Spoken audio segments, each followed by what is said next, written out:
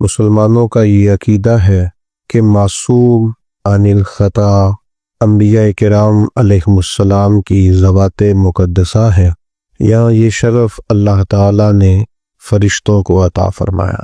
انبیاء کرام علیہم السلام اور فرشتوں کے بعد کوئی بھی شخص معصوم نہیں ہے۔ ہر شخص سے غلطی کا امکان موجود رہتا ہے۔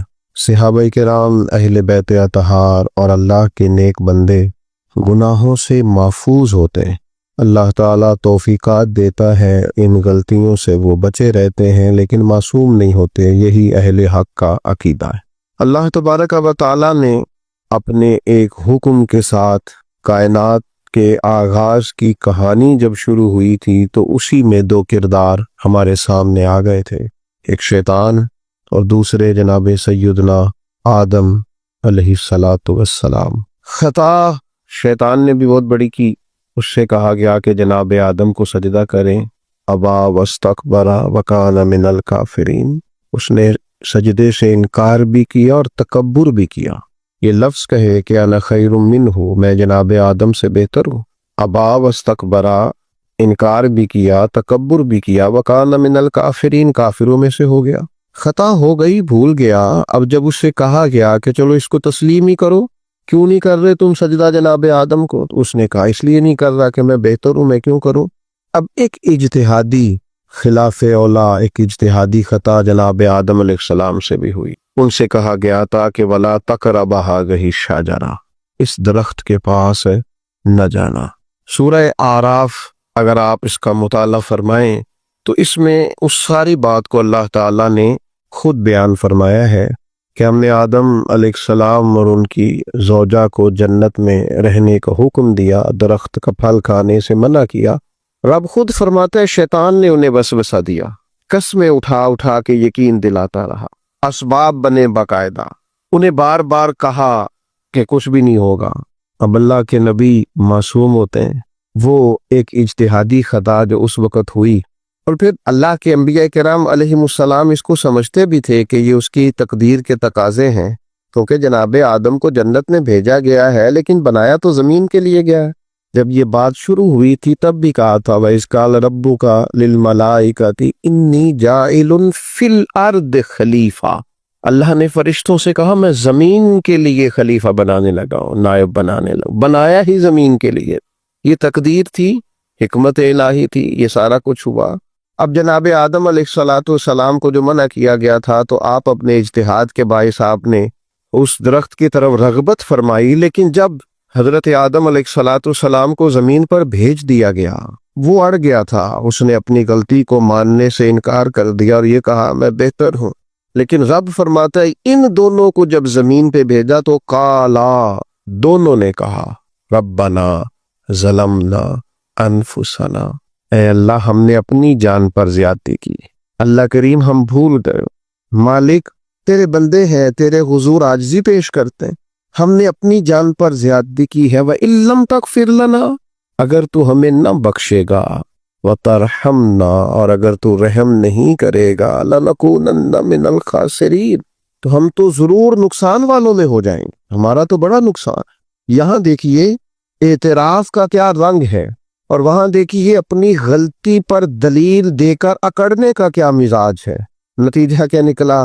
راندہ درگاہ ہوا، شیطان لعین ہوا، مردود بارگاہ ہوا، اور یہاں یہ انعام ملا کہ اللہ تعالیٰ نے جناب آدم کو تمام انسانیت کا باپ بنا دیا۔ اس انسانیت میں نبی، رسول، ولی، غوث، کتب، ابدال سب شامل ہیں، انسانیت کا باپ بنا۔ میں اور آپ جس معاشرے میں رہتے ہیں، اس معاشرے کی قباحتوں میں سے اور ہماری باطنی کمزوریوں میں سے اور ہماری اخلاقی کمزوریوں میں سے ایک بڑی کمزوری یہ ہے کہ ہم اپنی غلطیوں کا اعتراف نہیں کرتے۔ عادت سی بن گئی ہے دوسروں پہ ڈال کے اپنے آپ کو مطمئن کرنے کی، طبیعت سی بن گئی ہے یہ کہہ کر اپنی جان چھڑا لینے کی کہ یہ تو فلاں کی وجہ سے ہوا تھا۔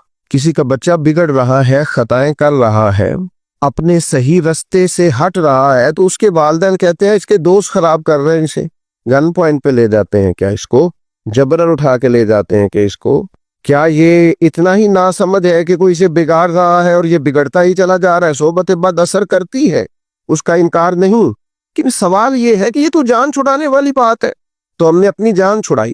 اپنی زندگی میں جو لوگ اپنی غلطیاں ماننا شروع کر دیتے ہیں وہ ایک فائدہ اپنے ساتھ کرتے ہیں اور ایک اپنی آنے والی نسل کے ساتھ فائدہ کرتے ہیں.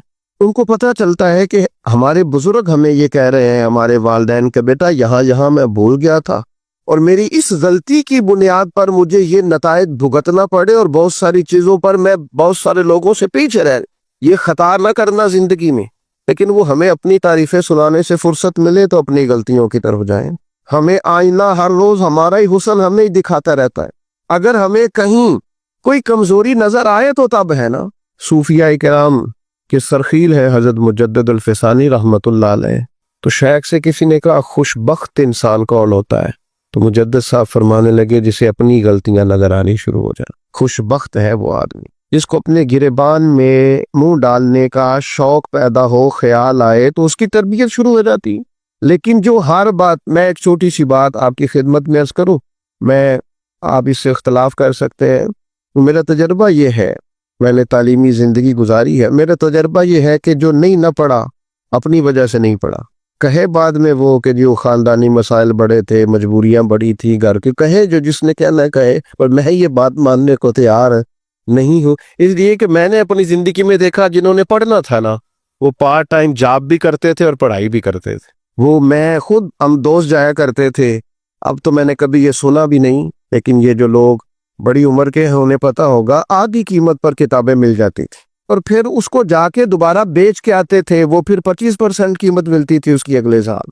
تو اس طرح سے سمٹے ہوئے خرچوں میں اور اس طرح اخراجات کی کفایت شاری میں لوگ پھٹیوں پر بیٹھ کے پڑھتے رہے اور بہت ساری مائیں بستہ لے کے دینے کی پوزیشن میں نہیں ہوتی تھی. تکیے کے غلاف میں پہنی ہوئی کتابیں اور 3 دوستوں نے مل کے ایک چٹائی خریدنے کا پلان بنا لیا، اس پر بیٹھے ہوئے اور پھر ایک دوات کے ساتھ 3 قلم اسی دیوات میں ڈبو کر وہ اپنا اپنا کام کرنے والے، اور ایک دوسرے پر احسار بھی کیا جا رہا ہے تو پین میں سیاہی بھرنے کا احسار کیا جا رہا ہے. کسی کو دی بھی جا رہی ہے تو کہا تھوڑی گاچی دے دو تاکہ میں بھی اپنی پھٹی کو صاف کر لوں. لیکن یہ پڑھتے پڑھتے لوگ چھوٹی کتابوں پہ پڑھتے پڑھتے انہوں نے بڑے بڑے انقلاب برپا کر دیے. ہم یہ دیکھتے رہے اپنی کمزوریوں کی وجہ سے لوگ پیچھے رہ گئے جو رہ گئے، ورنہ جن لوگوں نے تھوڑی سی بھی توجہ کی اللہ تعالیٰ نے ان کی مدد فرمائی. زندگی میں جو جس مقام پر بھی کھڑا ہے، وہ بھی بیٹا ہے یا والد بن چکا ہے، وہ بھی شاگرد ہے یا استاد کے منصب پر فائز ہو چکا ہے، وہ ابھی طالب علم ہے یا عملی زندگی میں کسی شعبے کے ساتھ منسلک ہو چکا ہے، اگر وہ چاہتا ہے کہ اگلی زندگی میں کم از کم ناکام نہ ہو تو پیچھے جو اس سے کوتاہیاں ہو گئی ہیں ان کا اعتراف کرنا شروع کرے. ضروری نہیں اس کے پوسٹر چھپائے اور لوگوں کو بتائے، وہ اپنے آپ سے تو گفتگو کرے، اپنے رب کے حضور تو حاضر ہو کے اپنی غلطیوں کو مانے، وہ تسلیم تو کرے کہاں کہاں اس سے خطائیں رہ گئی ہیں، کہاں کہاں اس سے غلطیاں رہ گئی، کہاں کہاں وہ بھول گیا، کہاں کہاں اس نے سمجھنے میں اور اپنا شعور بلند کرنے میں دیر کر دی. جب تک اعتراف جرم نہیں ہوگا اتنی دیر تک غلطیوں کی تربیت ہو سکتی. دیکھو کیا کہتے ہیں، ربنا ظلمنا انفسنا، اللہ ہم نے زیادتی کی ہے اپنی جانوں پر، وَإِن لَمْ تَغْفِرْ لَنَا، اگر تو نے معاف نہ کیا، وَتَرْحَمْنَا، اور ہم پر رحم نہ فرمایا، لَنَكُونَنَّ مِنَ الْخَاسِرِينَ، پیچھے سے جو ہونا تھا وہ ہو گیا، اور اگر آئندہ بھی کرم نوازی نہ ہوئی تو ہم تو نقصان والوں میں ہو جائیں گے، نقصان تو بڑھے گا، روز گھاٹے میں جائیں گے. ہم جب تک تسلیم نہیں کرتے، مان لو سیاستدانوں تم سے غلطیاں ہوئی ہیں، تمہیں موقع ملے تھے، تمہارے پاس وقت تھا، مانو کہ تم سے غلطیاں ہوئی ہیں. وہ جس کا بیٹا اس کے سامنے تلخ بولتا ہے اور پھر رات کو وہ بستر میں منہ دے کے روتا ہے، وہ کیوں نہیں مان لیتا کہ اسے غلطیاں ہوئی ہیں؟ وہ ایک دفعہ اپنے بستر میں منہ دے کے یہ کیوں نہیں سوچتا کہ کبھی اس کے ابا جی بھی کہا کرتے تھے بیٹا میں تیری طرف سے تکلیف میں، کیوں نہیں تسلیم کرنے کو تیار کہ میں اسے کسی کے سپرد کر کے نا تو چچا کے ساتھ سکول چلا گیا اور میں دوستوں کے ساتھ کھانے چلا گیا تھا، میں نے اپنے بچوں کو وقت ہی نہیں دیا. یہ کوتاہیاں ہم کب تسلیم کریں گے؟ چھوٹا آدمی ہوں اور کمزور ہوں، کوئی ایسی بات نہیں کرنا چاہتا، لیکن میرا دل کرتا ہے ادب سے عرض کرو کہ دین کے دعوے کرنے والوں تم سے غلطیاں ہوئی ہیں، منبر و محراب کے وارثوں تم سے کوتاہیاں ہوئی ہیں، مسند ارشاد پر بیٹھ کر پیری مریدی اور اچھے اسباق پر آنے والوں تم سے خطائیں ہو گئی ہیں۔ تم نے قوم کو جس تعویذ گنڈے پہ لگایا تھا، تم نے قوم کو جو چیزیں خود سے سکھائی تھی، تم نے کیوں نہیں بتایا کہ ہم تو ناقل ہے، اللہ کے عاجز بندے ہیں، قرآن و سنت پڑھیں گے اور تمہیں سلا دیا کریں گے۔ ہم تو صرف ناقل ہے، یہاں سے نقل کر کے تم تک پہنچانے والے، ہم تو تمہیں خیر بتائیں گے، اللہ کی بارگاہ کا رستہ دکھائیں۔ تم نے کیوں نہیں اس کو سمجھا؟ ہم اپنی کوتاہیاں کب قبول کریں گے؟ ساری غلطیاں سیاستدانوں کی تو نہیں ہوتی۔ پتا تھا ووٹر کو کہ یہ پہلے کس پارٹی میں تھا، اس کو پتا تھا کہ اس کا اعتبار نہیں ہے، خدا جانے جیت کے بھی کس پارٹی میں جائے گا، پتا تھا۔ تو کیا یہ کوئی دھندا ہے؟ کیا یہ کاروبار ہے؟ کیا آپ جانتے بوجھتے ہوئے اپنے ہاتھ سے زہر کھائیں اور بعد میں کہیں کہ میری انتڑیاں کٹ کے باہر آ رہی ہے، تو جب کھایا تھا تو یہ تو ہوگا سارا کچھ؟ ہمارے کچھ دوست ہیں محبت کے ساتھ رمضان میں کچھ اپنی بساط کے مطابق جو ہمیں نظر آتا ہے کہ یہ ہمارے جاننے والوں میں کوئی غریب آدمی ہے، تو بڑی معمولی سی چھوٹی سی خدمت ہم کرنے کی کوشش کرتے ہیں۔ تو میں یہ 1-2 دن پہلے عصر کی نماز کے لیے سیڑھیاں چڑھ رہا تھا مسجد کی، تو ایک بوڑھے نے مجھے آواز دے کے کہا حضرت جی السلام علیکم۔ اور پھر غریب آدمی تو وہ بات بھی کرتا ہے تو اس کے لفظ بھی کانپتے ہیں۔ میں نے کہا جی آپ کیا کوئی پریشانی ہے؟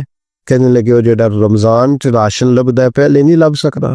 تو میں ان کا بازو تھام کے ان کو کونے پہ لے گیا، میں نے کہا پریشان ہے؟ ان کے آنسو بے اختیار ٹپ کے کہنے لگے منڈے دی کل 40,000 تنخواہ ہے تے 34,000 گیس دا بل آ گیا۔ اب یہ ہے کہ اس کو مینج کرنا۔ اقبال نے کہا تھا تو خالق و مالک ہے مگر تیرے جہاں میں، اللہ کی بارگاہ میں کہا مالک تو قادر و عادل ہے مگر تیرے جہاں میں ہے تلخ بہت بندہ مزدور کے اوقات۔ اللہ تیری حکمتیں ہیں، تو ہی بہتر جانتا ہے، ضرور کوئی حکمت ہوگی، لیکن بعض لوگ تکلیف میں کیسے مینج کریں؟ کیوں نہیں اپنی غلطیاں مانتے؟ ہم نے غلط لوگوں کو سپورٹیں کی ہے۔ ہم نے بھائی یہ دیکھا ہے کہ وہ میرے گھر آیا ہے، مجھے بھی چودھری مانتا ہے چھوٹا سا، لہذا پیچھے لگ گئے۔ کون اشک شوئی کرے؟ اور پھر یہ تو میں نے ایک مثال دی ہے نا، یہ جانے کس کس کے ساتھ یہ معاملہ ہے اور کس کس انداز میں یہ معاملہ ہے۔ میرے عزیز، اعتراف جرم، اپنی غلطی کا احساس، یہ نعمت اگر ہمیں میسر آئے۔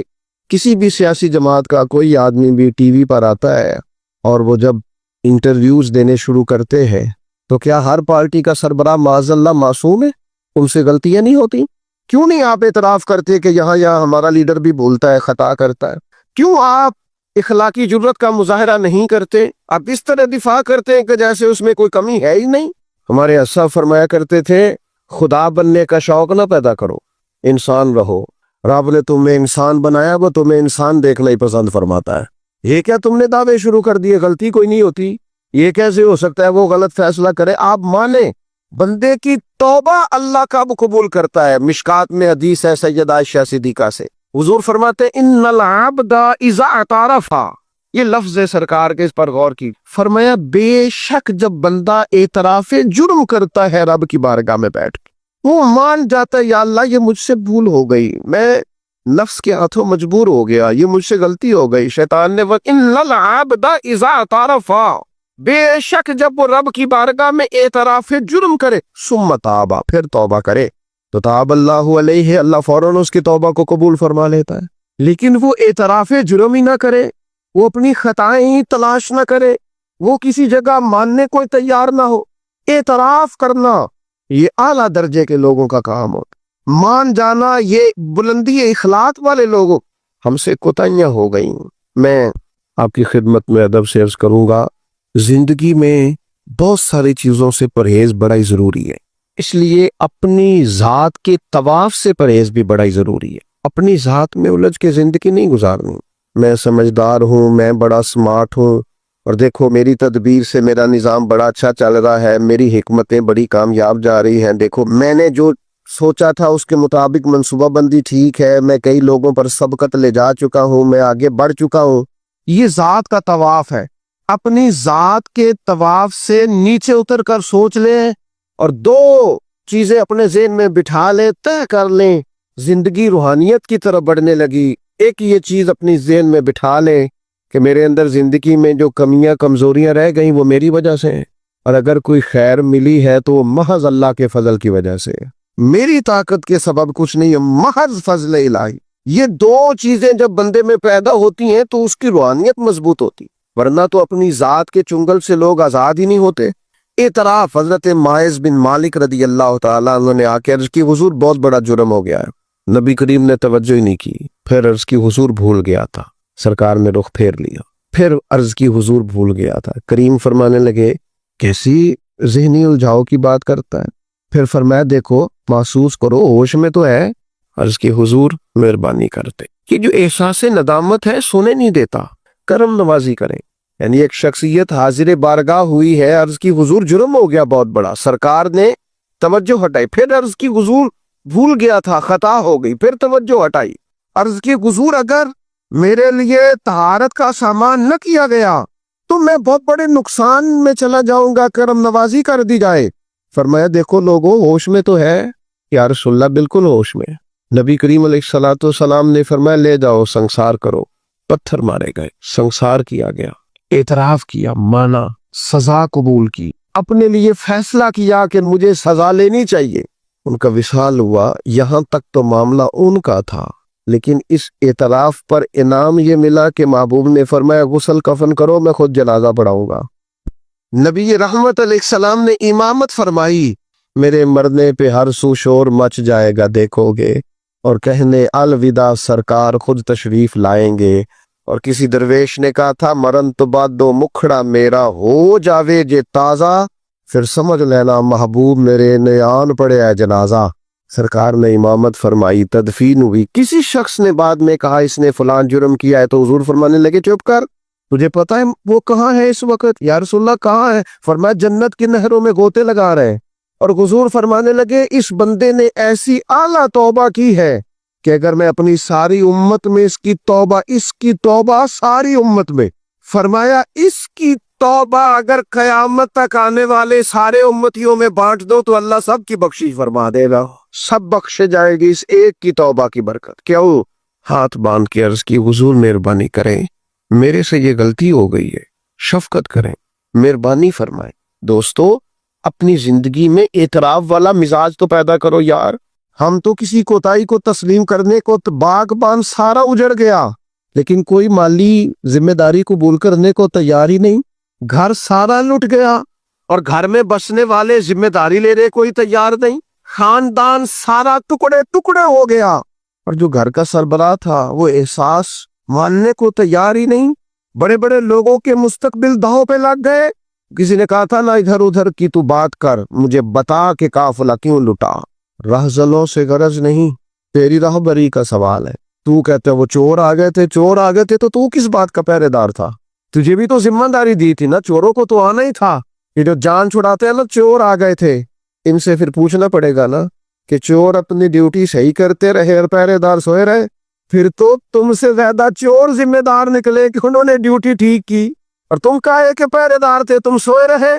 کسی نے کہا تھا جو کوئی چنے گا راستے کے پتھر اسے زمانہ کہے گا راہبر، کسی کو ٹھوکر لگی تو ہر میرے کارواں سے سوال ہوگا، پوچھا جائے گا جناب آپ آگے لگے ہوئے تھے، آپ نے غلط رستے پہ کیوں چڑھایا؟ یہ ٹھوکروں والا رستہ ہے تو کھڈے بنے۔ اعتراف اپنی زندگی میں پیدا کریں، اعتراف اپنی چیزوں میں۔ اگر بہتری چاہتے ہیں، آنے والے وقت کو عمدہ کرنا چاہتے ہیں، ہم سمجھتے ہیں کہ چلو ماضی اور حال کے ساتھ جو ہوا سو ہوا، مستقبل ہی ٹھیک ہو جائے، اس کے لیے اپنے ماضی اور حال کی کمزوریوں کو تراشنا پڑے گا، غور کرنا پڑے، پھر یہ معاملہ آگے جائے گا۔ میرے بھائی اپنی زندگی میں ہم سے جو کمیاں رہ گئی، پتہ ہے اللہ تعالیٰ نے توبہ کا دروازہ ہر وقت کھلا رکھا ہے، اور فرمایا لا تقنطوا من رحمت اللہ، تم نے مایوس نہیں ہونا، ان اللہ یغفر الذنوب جمیعا، اللہ تمہارے سارے گناہ معاف کر دے۔ کرنے کا کام یہ ہے کہ چلو آج سے صحیح، چلو ابھی سے صحیح۔ بہت ضعیف العمری میں بڑھاپے میں آ کے بھی لوگوں نے خیر کا رستہ اختیار کیا تو اللہ کی رحمت نے آگے بڑھ کے استقبال کیا۔ چلے کسی وقت بھی، کیا کہتے ہیں، صبح کو بھولا شام کو گھر آ جائے تو بھولا، چلو گھر تو پہنچ گیا ہے نا، اپنے گھر آ گیا، اب کہاں بھولا ہے؟ تو اپنی کوتاہیاں، اپنی غلطیاں، برے بندے نو لبن ٹریا جاگتے ملیا نہ کوئی، اپنے اندر چاتی پائی تے میتھوں برا نہ کوئی۔ اپنی کمزوریاں تلاش کریں، ان کے لیے اپنے آپ کو کٹہرے دے کھڑا کریں، اپنے آپ سے سوال جواب کریں، اپنے ساتھ گفتگو کریں۔ میں نے اپنی زندگی میں کچھ ایسے لوگوں کو دیکھا، کچھ ایسی شخصیات سے میرا پالا پڑا وہ بڑے لوگ تھے، عظیم لوگ تھے، لیکن ان کے پاس بیٹھ کر اندازہ ہوا کہ وہ جو ہے نا وہ اپنے آپ کو نہیں سمجھتے، وہ جو ہے وہ نہیں۔ حضرت شیخ سعدی رحمۃ اللہ نے لکھا ہے کہ ایک بزرگ خانہ کعبہ میں حج کے موقع پر گئے ہوئے تھے، تو کہتے ہیں خیمے میں سویا تھا تو کسی کے تڑپ کے رونے کی آواز آئی، یا اللہ مہربانی کرنا، قیامت میں رسوا نہ کرنا۔ تو کہتے ہیں میں تو تسلی دینے کے لیے اٹھ کے باہر گیا کہ پتہ کرو کون ہے، اور جب میری جا کے ملاقات ہوئی تو میرے پیروں تلے زمین نکل گئی، یہ تو بغداد کے عبد القادر جیلانی ہے۔ آپ کسی بھی شخص کو پڑھ لیں گے، جو آج کل دعوے ہیں نا لوگوں کے میں یوں کر دیتا ہوں تو میں یہ، ہمارے بزرگوں کے یہ دعوے، وہ جہاں بھی ملیں گے رب کے عاجز بندے ملیں گے، وہ جہاں بھی میسر آئیں گے وہ اللہ کے عاجز بندے ہو کے ہی میسر آئیں گے۔ احساس ان کے دلوں سے اپنی کمزوریوں کا کبھی گیا؟ ہمارے اندر یہ احساس نہیں ہے، بڑھوتری کا احساس۔ لوگوں سے ملاقاتیں ہم کرتے ہیں تو ہم یہ تھوڑی چاہتے ہیں کہ ہم ان سے کچھ حاصل کریں، ہم تو بڑی ساری جگہوں پہ اپنا آپ دکھانے بتانے کے لیے پہنچتے ہیں۔ اپنی زندگی میں اپنی غلطیوں کو ڈھونڈیں، اور پھر یہ کہ صحت اگر ٹھیک نہ ہو تو کھانے پینے کا کوئی مزہ نہیں ہوتا، اور اگر گناہوں والی بیماری انسان کو لگی ہوئی ہو نا تو نہ مزہ شب برات کا، نہ رمضان کا، نہ تلاوت کا، نہ صدقات کا۔ تھوڑا سا توبہ کا رنگ غالب آئے نا، پہلے اس کی شخصیت احساس ندامت والی ہو نا۔ حضور سے پوچھا گیا توبہ کیا ہے، فرمایا شرمندگی اور ندامت کا نام ہی توبہ ہے۔ تیرے اندر ندامت پیدا ہو گئی، احساس ہو گیا کہ یہاں میری غلطی ہے، تو یہی توبہ ہے۔ تو اس کے لیے تیاری کریں،